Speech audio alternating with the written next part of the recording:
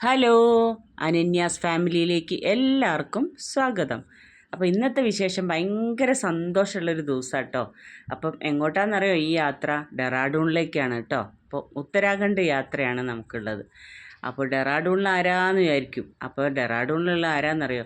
എൻ്റെ സ്വന്തം ചേട്ടനും ചേച്ചിയെ പോലെ ഞങ്ങളെ കൂടെ വർക്ക് ചെയ്തിരുന്ന സാറും ദീദിയാണ് കേട്ടോ. അപ്പം ഞങ്ങളിതാ യാത്ര പുറപ്പെട്ടു. നല്ല വഴിയരികിൽ നല്ല അടിപൊളി സ്ഥലങ്ങളൊക്കെ കാണാം കേട്ടോ. ഗോതമ്പ് പാടം ഒക്കെ ഉണ്ടായിരുന്നു കേട്ടോ. അപ്പോൾ ഞങ്ങൾ അവിടെയൊക്കെ കണ്ടപ്പോൾ നമ്മൾ പിന്നെ കുറേ ഫോട്ടോസും വീഡിയോസും ഇപ്പം മോള് പറഞ്ഞു അമ്മ റീൽ എടുക്കാമെന്നൊക്കെ പറയും കേട്ടോ. അങ്ങനെ റീൽസ് തന്നെ എന്നോട് പറഞ്ഞു ഇങ്ങനെ അമ്മ ഒന്ന് ഗോതമ്പ് പാടത്ത് കൂടെ ഇങ്ങനെ പോകൂ എന്നൊക്കെ പറഞ്ഞിട്ട് ഇങ്ങനെ പറഞ്ഞപ്പോൾ ഞാൻ അങ്ങനെയൊക്കെ തുള്ളിച്ചാടിയൊക്കെ ഒന്ന് പോയി നോക്കിയതാണ് കേട്ടോ. അപ്പം ഞങ്ങളിതാ ഞങ്ങളുടെ ജീവിതത്തിലെ ഫസ്റ്റ് ടൈമാട്ടോ ഞങ്ങൾ കാറെടുത്തൊക്കെ ഇങ്ങനെ പോകുന്നത്. ഇതുവരെ അങ്ങനെ ഞങ്ങൾ യാത്ര ചെയ്തിട്ടില്ല കേട്ടോ. നമ്മളെപ്പോഴും ഫ്രണ്ട്സൊക്കെ ആയിട്ടാണ് പോയിട്ടുണ്ടായിരുന്നത്. ഇത്ര ദൂരമായിട്ട് നമ്മൾ കാറെടുത്ത് പോകുന്നതും ഏട്ടൻ ഇത്ര കൂടുതൽ വണ്ടി ഓടിക്കുന്നതും ഫസ്റ്റ് ടൈമാണ് കേട്ടോ. അപ്പോൾ അതിൻ്റെ ടെൻഷൻ ഉള്ളിലില്ലായികയില്ല കേട്ടോ. അങ്ങനെ ദാ നമ്മൾ ഏകദേശം ഇങ്ങനെ എത്താറായി തുടങ്ങിയിട്ടോ. നല്ല നല്ല വഴികളായിരുന്നേ. മലയും ഒക്കെ മലയൊക്കെ ഇടിച്ച് ഒക്കെയാണ് ആ റോഡൊക്കെ ഉണ്ടാക്കിയത് കേട്ടോ. അപ്പോൾ കാണാൻ നല്ല രസമുണ്ടായിരുന്നു കേട്ടോ. അങ്ങനെ ഞങ്ങൾ പോകുന്ന വഴിക്ക് ബ്രേക്ക്ഫാസ്റ്റൊക്കെ കൊണ്ടുപോയിട്ടുണ്ടായിരുന്നു. ഞങ്ങൾ ബ്രേക്ക്ഫാസ്റ്റൊക്കെ കഴിച്ചു. ഇഡ്ഡലിയൊക്കെ രാവിലെ പൊലച്ചയ്ക്ക് നീട്ടിയിട്ട് ഇഡ്ഡലിയും ചട്നിയൊക്കെ ഉണ്ടാക്കി അതൊക്കെ കഴിച്ചു. അങ്ങനെ പിന്നെ ഞങ്ങൾ യാത്ര തുടർന്നുകൊണ്ടിരിക്കുക കേട്ടോ.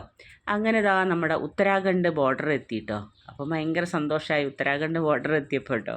അങ്ങനെ നമ്മളിതാ അതൊക്കെ കഴിഞ്ഞ് നമ്മൾ അവരുടെ വീട്ടിലേക്ക് എത്താറായിക്കൊണ്ടിരിക്കുകയാണ്. അപ്പോൾ ഭയങ്കര ഉള്ളിൽ ഭയങ്കര സന്തോഷം. ഞങ്ങളെ കൂടെ വർക്ക് ചെയ്തൊരു സാറിൻ്റെയും ദീദിയുടെ വീട്ടിലേക്കാണ് ഞങ്ങൾ പോകുന്നത്. അപ്പം ഒരുപാട് വർഷങ്ങളായിട്ട് അവരെ ഞങ്ങൾ സാറും ദീദിയൊക്കെ റിട്ടയർഡായിട്ട് ഒരു 7-8 വർഷമൊക്കെ ആയി. അപ്പം നമ്മൾ റിട്ടയർഡ് ആയതിന് ശേഷം ഇപ്പോഴാട്ടോ കാണുന്നത്. അങ്ങനെ നമ്മളിതാ അവരുടെ വീട്ടിലെത്തിയിട്ടോ. അപ്പോൾ അവരിതാ വരുന്നു കേട്ടോ. അപ്പോൾ പിന്നെ ദീദീനെയും സാറിനെയും കണ്ടപ്പോൾ എന്താ പറയേണ്ടതെന്നൊന്നും അറിയുന്നില്ല കേട്ടോ.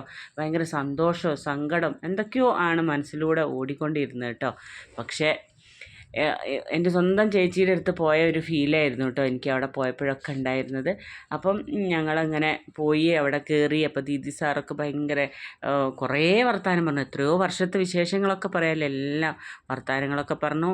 ചായയൊക്കെ കുടിച്ചു. അതൊക്കെ കഴിഞ്ഞപ്പോൾ ദീദി ഞങ്ങൾക്ക് വേണ്ടിയിട്ട് ലഞ്ച് ഉണ്ടാക്കിയായിരുന്നു കേട്ടോ. അപ്പോൾ കുട്ടികൾക്ക് തലേന്ന് ചോദിച്ചിട്ടുണ്ടായിരുന്നു മക്കൾക്ക് ഇഷ്ടമാണ് ആൻറ്റീൻ്റെ ഡിഷുകൾ കേട്ടോ. അപ്പം മോള് പറഞ്ഞിട്ടുണ്ടായിരുന്നു ആൻറ്റി എനിക്ക് അത് മതി ഇത് മതി എന്നൊക്കെ പറഞ്ഞിട്ടുണ്ടായിരുന്നു കേട്ടോ. അപ്പോൾ രാജ്മ ചാവലൊക്കെയാണ് ഇവർ പറഞ്ഞിട്ടുണ്ടായിരുന്നത്. അപ്പം ദീദി അതെല്ലാം റെഡിയാക്കുമായിരുന്നു കേട്ടോ. അപ്പം ഞാനതൊക്കെ വീഡിയോ എടുത്തതാണ്.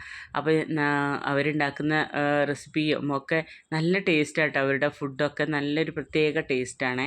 അപ്പം നമ്മൾക്ക് രാജ്മ ചാവല വേണമെന്ന് പറഞ്ഞതുകൊണ്ടാണ് അതൊക്കെ ഉണ്ടാക്കിയിട്ടുണ്ടായിരുന്നത് കേട്ടോ. പിന്നെ കഴിഞ്ഞിട്ട് പനീറൊക്കെ ഉണ്ടാക്കിയിരുന്നത്. മോള് മെയിനായിട്ട് പറഞ്ഞിട്ട് തന്നെ ആൻറ്റി എനിക്ക് റായ്ത്ത വേണം. ആൻറ്റീൻ്റെ കൈ കൊണ്ട് ഉണ്ടാക്കുന്ന റായ്ത്ത ഭയങ്കര ടേസ്റ്റാട്ടോ. അപ്പോൾ അങ്ങനെ റായ്ത്തയൊക്കെ ഉണ്ടാക്കിയിട്ട് ദീദി എല്ലാം സെറ്റാക്കി വെച്ചിട്ടുണ്ടായിരുന്നു കേട്ടോ. അതിൻ്റെ ഇടയ്ക്ക് ഇതാ റൈസൊക്കെ ഉണ്ടാക്കിയിരുന്നു. അതെല്ലാം കഴിഞ്ഞു. അവിടെ എല്ലാം സെറ്റാക്കി കേട്ടോ. അപ്പോൾ പിന്നെ ദീദീൻ്റെ വക റൊട്ടിയൊക്കെ ഉണ്ടാക്കിയിട്ടുണ്ടായിരുന്നു കേട്ടോ. എനിക്കൊന്നും കല്യാണം കഴിഞ്ഞ ഉടനെയൊന്നും എനിക്ക് റൊട്ടി ചപ്പാത്തി ഉണ്ടാക്കുന്നത് എങ്ങനെയാ പോലും അറിയണ്ടായില്ല. അപ്പോൾ ദീദിയൊക്കെയാണ് എനിക്ക് കുറേ റൊട്ടി ഉണ്ടാക്കാനൊക്കെ പഠിപ്പിച്ചിരുന്നുണ്ട് കേട്ടോ. അപ്പം ഞങ്ങളെപ്പോഴും പറയാം ഫട്ടാഫട്ട് ആൻറ്റി എന്നാട്ടോ പറയാറ്. ദീദി എന്തുണ്ടെങ്കിലും പെട്ടെന്ന് പെട്ടെന്ന് സംഭവം റെഡിയാക്കി തരും. അതുകൊണ്ട് പെട്ടെന്ന് പറയും. ഞങ്ങൾ ഇടയ്ക്കിടയ്ക്ക് അവരെ വീട്ടിൽ ഞങ്ങൾ വർക്ക് ചെയ്യുന്ന സമയത്ത് അവരെ വീട്ടിൽ പോയാലും ഞാൻ ഇരിക്കി പെട്ടെന്ന് ഫട്ടാഫട്ട് ഞാൻ റൊട്ടി ഉണ്ടാക്കി തരാമെന്നാണ് പറയാം കേട്ടോ. അപ്പോൾ അങ്ങനെ ദീദി പറഞ്ഞ പോലെ ഫട്ടാഫട്ട് ഫുഡൊക്കെ റെഡിയാക്കി തന്നു കേട്ടോ. അങ്ങനെ ഞങ്ങളതെല്ലാം സെറ്റാക്കി. അപ്പോൾ ഞാൻ അതിൻ്റെ ഇടയ്ക്ക് സലാഡൊക്കെ കട്ട് ചെയ്ത് സലാഡൊക്കെ സെറ്റാക്കി വെച്ചിട്ടുണ്ടായിരുന്നു കേട്ടോ ഒരു പ്ലേറ്റിൽ. അപ്പം എനിക്ക് വീഡിയോ എടുത്ത് തരാൻ ആരുമില്ല, ഞാൻ തന്നെ എടുക്കണ്ടേ. അപ്പോഴേക്കും ഇതാ ദീദി അവിടെ റൊട്ടി ഉണ്ടാക്കുന്നുണ്ട്. അപ്പോഴേക്കും അപ്പുറത്തെ സൈഡിൽ സലാഡൊക്കെ കട്ട് ചെയ്യുന്നുണ്ടായിരുന്നു കേട്ടോ. അങ്ങനെ എല്ലാം സെറ്റാക്കി ടേബിളിലെല്ലാം കൊണ്ടുവച്ചു കേട്ടോ. അപ്പോൾ ഇതിങ്ങനെ കാണുമ്പോൾ തന്നെ ഇപ്പോൾ വായിൽ വെള്ളം വരുന്നുണ്ട് കേട്ടോ സത്യം പറയുകയാണെങ്കിൽ.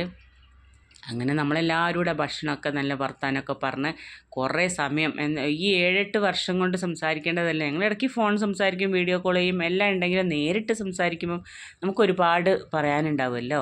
അങ്ങനെ ഞങ്ങളിതാ ഭക്ഷണമൊക്കെ കഴിഞ്ഞു, കുറേ സംസാരമൊക്കെ കഴിഞ്ഞപ്പോൾ സാറ് പറഞ്ഞു 1-2 സ്ഥലമുണ്ട് ഇവിടെ വീടിൻ്റെ അടുത്ത്, നമുക്ക് അവിടേക്ക് ഒന്ന് കറങ്ങിയിട്ട് വരാമെന്ന് പറഞ്ഞു കേട്ടോ. അപ്പോൾ ദീദി വന്നിട്ടുണ്ടായില്ല. ദീദിക്ക് നല്ല സുഖമില്ലാത്തതുകൊണ്ട് ദീദി വന്നിട്ടുണ്ടായില്ല കേട്ടോ.